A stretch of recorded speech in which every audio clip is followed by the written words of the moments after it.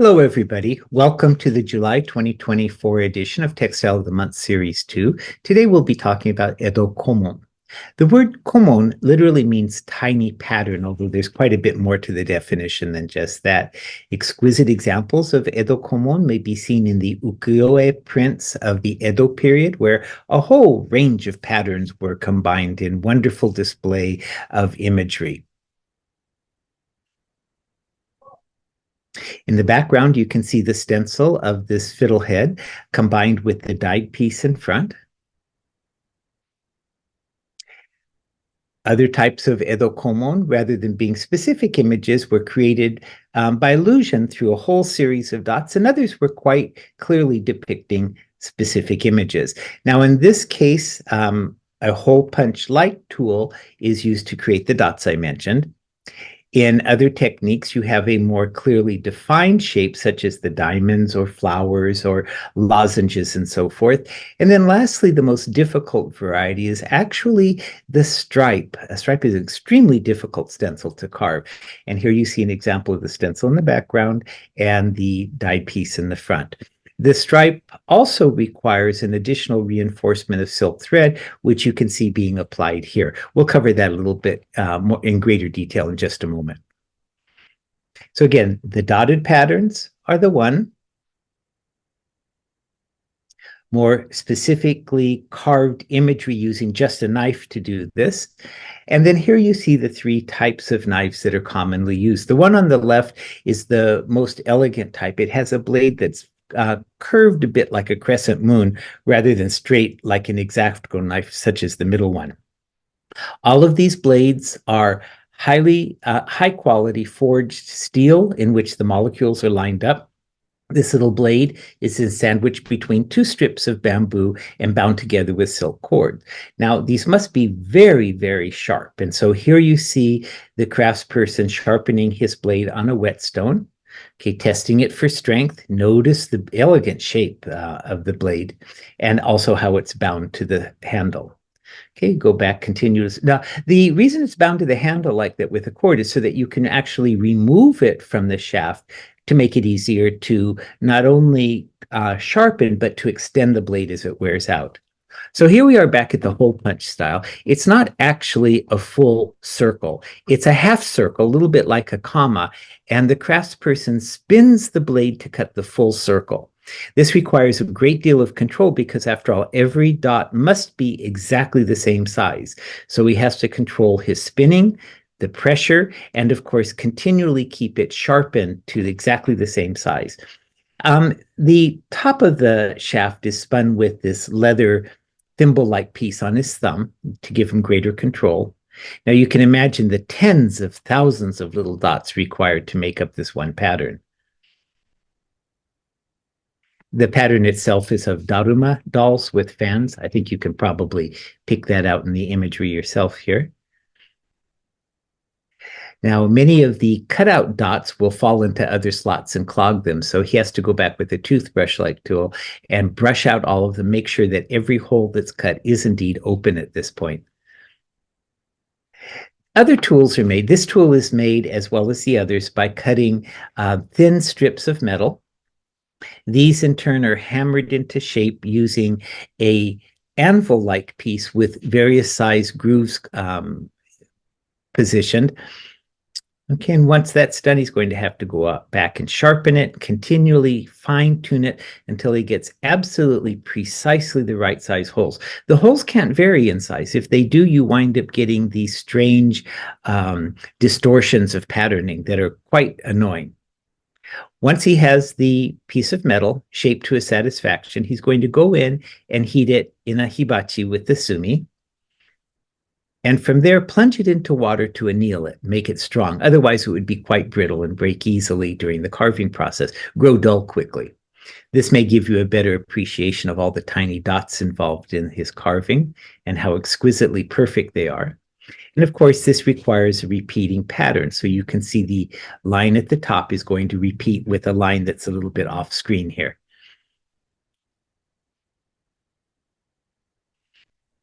This is the piece dyed. Now, I realize the dots no longer seem to be quite circles, but that's because of the texture of the weave itself distorting the rice paste resist.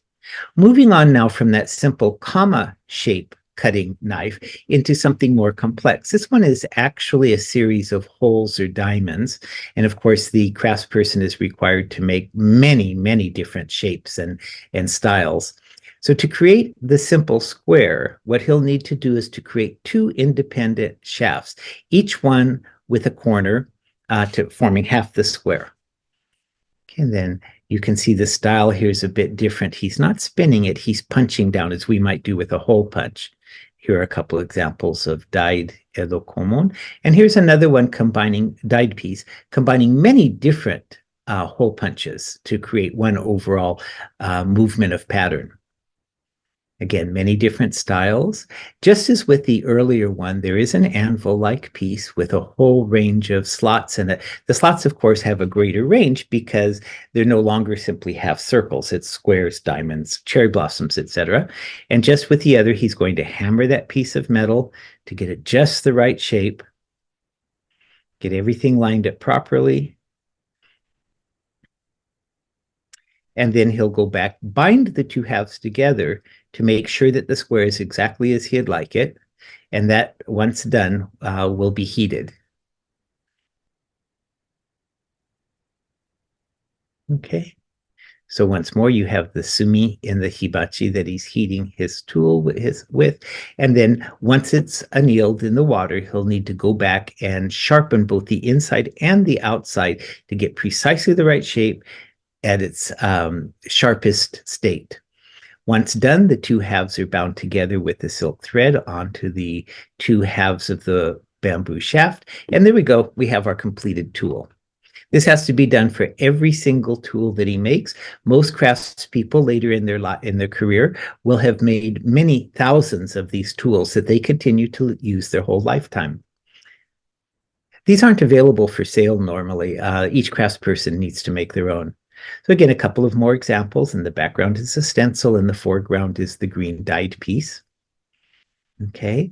In each of these cases, you can see the finished stencil has had rice paste pushed through it, which is creating the blank white section.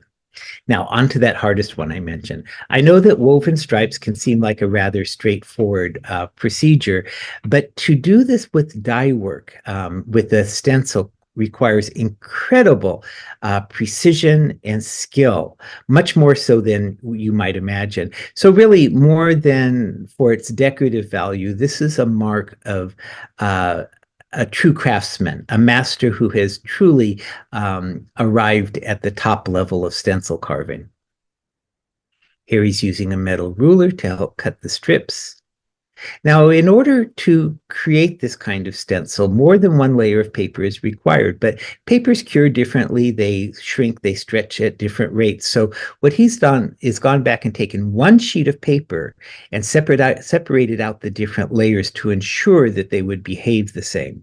Now he's folded that same layer in half. Whoops, let me back up just a little bit here.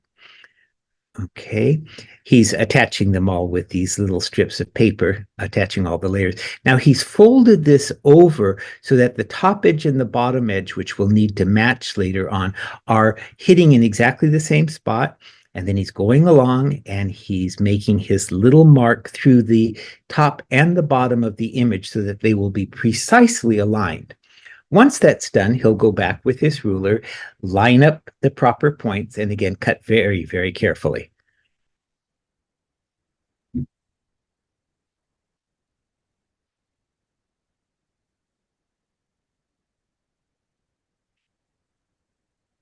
You don't want to slip at this point. It would be really annoying at least. So once he's gone through and cut all the way through to the opposite edge, he's going to start removing every other strip to open up the gaps to create his stripe. One of the things you'll notice as he's cutting is that it's not a blunt chop off of each strand. He's angling it in slightly so that there's a tiny bit of wiggle room when you're trying to match them up. Remember, he's cutting through several layers at the same time, and these layers will be matched up later. And with all of the stencil carving, a sharp knife is absolutely imperative. So just a simple water-based whetstone.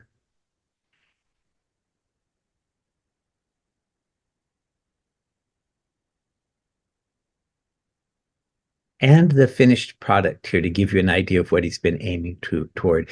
Every line is perfectly equal in width and lined up with no flaws whatsoever. In the background is the stencil, and the foreground is the dyed piece. And notice these stripes in the background. That's the silk that we'll be discussing in just a moment. Okay, now there are quite a few variations in the stripes. Of course, they don't need to all be equal. Each combination of wide and thin stripes has its own particular pattern and went through various phases of popularity and fads in old Tokyo. Now, what she's doing here is she's taking tiny strips of the shibugami and she's laying it out. Let me back up just a minute, make sure we cover that. Okay. Here we go. So she's laying these little strips out with kaki shibu on it as a glue, laying them in place. Now these are going to hold all of those stripes lined up so that as she moves it, they don't become distorted. With all of them lined up, and with the aid of the strips are now on the back side, she's taking that spool of thread that we saw a moment ago, run through a bamboo straw-like piece and feeding the yarn back and forth, sort of like a false weft. This in turn will be glued to the sheet of paper you see now. The second layer of paper will be laid on top to sandwich that thread, and that's what caused the little stripes I mentioned in the border earlier. And then everything will be held in place. Now, in the case of the stripes, because the stripes themselves form sort of the warp and the silk is sort of the weft, no other strands are required. In some stencils, however, you'll see, not with Edo Komon, but in some stencils, you'll see the silk threads added both as a warp and a weft to stabilize the imagery. Once the second layer is in position, she'll go back and clip off those silk strands to release it. And because the shibugami is a little bit the kaki shibu is a little bit viscous, it does clog some of those pores, those holes that are created. So she needs to go back and blow through to open them up. Now you can see right here, perhaps I've stopped it, some of this little shiny bubble cellophane-like area is a clogged section that she's going to need to go and blow through or touch with her little staff there. She's also making sure that every single strand is exactly where it needs to be so that there's no distortion in the patterning. So the stencil carver is very dependent upon her skill to make sure that all his hard work in carving is realized through her skill in lacquering, in putting the kaki shibu on the stencil to hold everything together. Now let's move on to the other style. Here he's using that crescent moon shaped knife I mentioned to create these more realistic imagery rather than patterning. Okay, so again, we have the hole punch-like method with the half circle with the crescent moon shape that's spun to create all of these holes and imagery, repeat patterning through holes. We have the type that's tsukibori, where you're pushing predetermined shapes, squares, lozenges, and so forth, through the stencil to create patterning. And then, of course, we have the final stripe method that we've already covered. Okay, so here again, just to review some of the beautiful stripe patterning. So let's take a look at the stencils a bit more. There's this whole collection. The stencil, of course, the purpose of the stencil is to apply rice paste to the cloth. Now, quite often, white blank rice paste is applied to the cloth, but other times color is added. When color is added, it's always a synthetic dye. Okay, this doesn't work well with natural dyes. So here we see the craftsperson adding colored paste to silk strips, which she is then going to steam to get her test colors to make sure her paste is exactly the color she'd like. Okay, and here you see the strips are all steamed, ready to go. She'll wash those out, and if they match the color she was after, then she's good to go with her project. And if not, she'll need to make a few changes. Okay, so here we go, ready to use that stencil that's been carved. Here's some paste. This paste is being used as a blank paste. It's adding the dots to the cloth, which will remain white. So it's a true rice paste resist. It's resisting any color. So he's very careful to spread it with an even consistency, even pressure, using the little wooden spatula. Okay, now periodically he's going to double check to make sure that the size of the holes are consistent, that he hasn't accidentally missed a spot, that everything is as it should be. Okay, so again, very careful not to overlap and blur against the earlier applied paste. Okay, you can see how very even that is. Okay, so once all of that's done and color has been applied, then you're going to go ahead and steam the whole thing. In this case, this particular craftsperson adds sawdust to the top of the paste to keep it from sticking while it's still wet. Normally it's steamed while it's wet. Being pulled out of the steamer. Okay, everything is rinsed. Now remember, this particular piece had the white dots added. That's what we saw the gentleman doing a moment ago. After the white dots dried, he went back and smeared all the way across the entire surface of the bolt that colored paste. And the colored paste evenly dyed the background. By using colored paste, you always have the same amount of color touching the surface at all times. When you're brushing by hand, often what happens is you'll get some streaks and some uneven spots, so it's a little bit more iffy. Using synthetic dye and using the rice paste, the colored rice paste over the entire surface is the surest way to get an even color. Now, in this case, he's going back and checking things carefully. Whoops, let me back up just a second here. I wanted to show you something. Come on. Come on. Okay, here we go. So I'm going to stop it now. Oh, whoops. Okay, I wanted to show you this. Can you see this sort of whitish fuzzy band right here? Okay, that's where one stencil application met up with the other. And what happened is the border of the stencil, the second one being applied, overlapped and touched the little dots underneath. Not enough to actually smear them, but just enough to spread them out ever so slightly and cause this band. It really doesn't take very much. So what he's doing now is he's going back and touching up sections like that, taking a little bit of dye, brushing in between the holes to make them a tiny bit smaller and get rid of any hint of that fuzziness or banding. That leaves the client with an absolutely perfect piece when all is said and done. So let me stop again. So what you have here, you're dealing with the expertise of the stencil carver. If the stencil carver screws up, then it doesn't matter what anybody else does. You know, the bands are going to show. Then you're also dealing with, in many cases, the stencil lacquerer, the person who applies the kakishibu to the paper to make sure everything's lined up properly. Okay, he or she has to do a good job or the pattern's distorted, and no matter how well the carver may have carved it, it's still going to paste oddly and spots are going to show up. And then lastly, you have the paste application craftsperson, the person applying the rice paste. If he or she doesn't do the proper job, then no matter how well the other two craftspeople have applied their trade, it's going to be smeary, blotchy, stripes are going to appear, and it's just going to be very unsuccessful. So to kind of allow for all those things, the last person to touch it is this person who goes in and takes care of any oddly dyed areas, just to make sure all bases are covered. Usually there's not very much to do. Now I will show you also right here, look at this spot. Can you see that spot? So this is the carver's fault. The carver left a little bit too large a gap right there, and you can see how much it stands out when you're looking for it.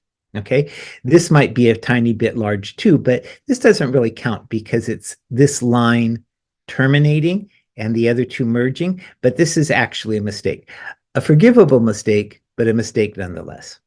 And here are a couple of finished pieces in bolt form.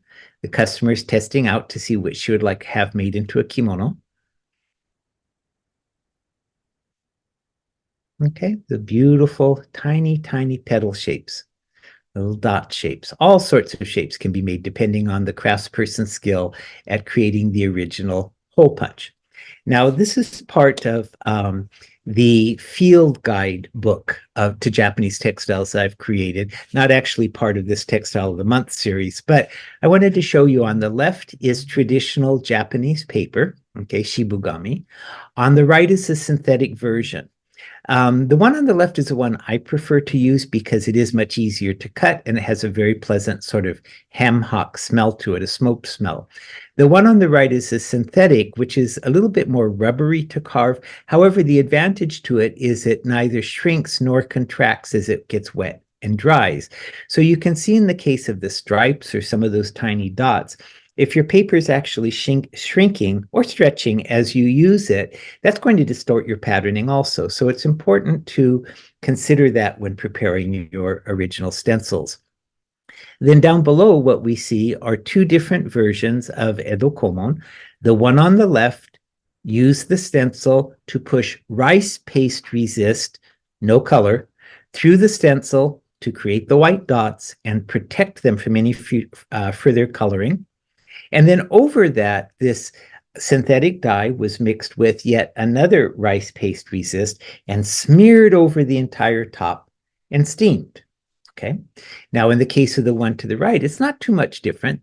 The only key variation is that rather than pushing blank white, no color rice paste through the stencil initially, this one, and perhaps you can see the turtles here and so forth, the patterning was created by pushing colored paste with synthetic dye in it, colored paste through the stencil, allowing that to dry, and then spreading the orange dye, again in paste form, over the entire piece, allowing for very even coverage of dye, very consistent coloring. Both methods are quite popular.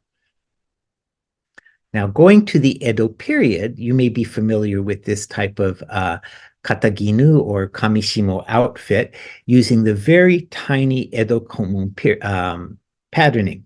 Now, in your sample this month, you'll find this particular Edo Komon piece, which is actually from the Edo period. I wanted to make sure that if we're talking about Edo Komon, you actually had something from the period and could appreciate the absolutely minute scale at which this carving and dyeing was executed.